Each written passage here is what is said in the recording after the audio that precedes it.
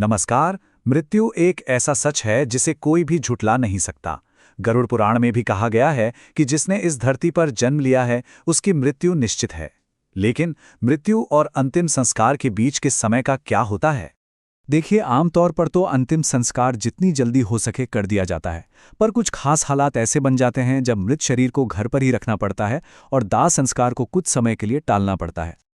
और यहीं से एक बड़ा ही दिलचस्प सवाल खड़ा होता है। जब दाह संस्कार में देरी हो रही हो तो ऐसा क्यों कहा जाता है कि मृत शरीर के पास किसी ना किसी को हर वक्त रहना चाहिए? उसे अकेला क्यों नहीं छोड़ते? आखिर इस प्रथा के पीछे का रहस्य क्या है? चलिए आज इसी को समझने की कोशिश करते हैं। इस सवाल का जवाब हमें मिलता है गरुड़ पुराण में। ये पवित्र ग्रंथ भगवान विष्णु और उनके वाहन पक्षीराज गरुड़ के बीच हुई एक बातचीत पर आधारित है और इसी में जीवन, मृत्यु और उसके बाद के कई गहरे रहस्यों से पर्दा उठाया गया है।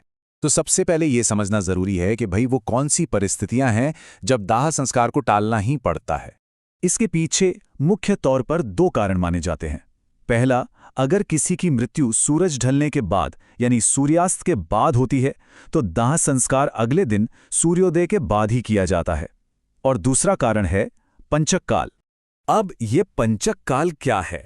दरअसल ये ज्योतिष के हिसाब से करीब 5 दिनों की एक ऐसी अवधि होती है जिसे अंतिम संस्कार जैसे कामों के लिए बहुत ही अशुभ माना जाता है। ऐसी मान्यता है कि इस दौरान दाह संस्कार करने से परिवार पर कोई बड़ा संकट आ सकता है। अच्छा, अब देखते हैं कि शरीर की रखवाली करने के पीछे कुछ प्रैक्टिकल यानी कि भौतिक कारण क्या हैं। देखिए, इसके कारण बहुत सीधे और सरल हैं। पहली वजह तो ये है कि मृत शरीर को जानवरों जैसे कुत्ते, बिल्ली वगैरह से बचाया जा सके ताकि वो उसे कोई नुकसान न पहुंचाएं। और दूसरा, जैसे जैसे समय बीतता है शरीर से एक प्राकृतिक गंध आने लगती है, इसलिए पास में धूप या अगरबत्ती जलाई जाती है ताकि वहां का वातावरण शुद्ध बना रहे। लेकिन बात सिर्फ इन व्यवहारिक चिंताओं तक ही सीमित नहीं है। इस प्रथा की जड़ें असल में बहुत गहरी आध्यात्मिक मान्यताओं में हैं। चलिए अब उसे समझते हैं। गरुड़ पुराण ये बताता है कि मृत्यु के बाद आत्मा तो शरीर को छोड़ देती है। अब ये जो भौतिक शरीर है वो बस एक खाली बर्तन की तरह है जो बाहरी शक्तियों के लिए बहुत ज्यादा संवेदनशील हो जाता है।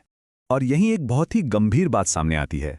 माना जाता है कि आसपास भटकने वाली जो बुरी या नकारात्मक आत्माएं होती हैं वो इस खाली शरीर में घुसने की कोशिश कर सकती हैं। और अगर ऐसा हुआ तो इससे न सिर्फ मृतक की आत्मा की आगे की यात्रा में रुकावट आती है बल्कि परिवार को भी बहुत कष्ट भोगना पड़ सकता है। इतना ही नहीं, एक और मान्यता भी है। कहा जाता है कि मरने वाले की अपनी आत्मा भी तुरंत उस जगह को नहीं छोड़ती।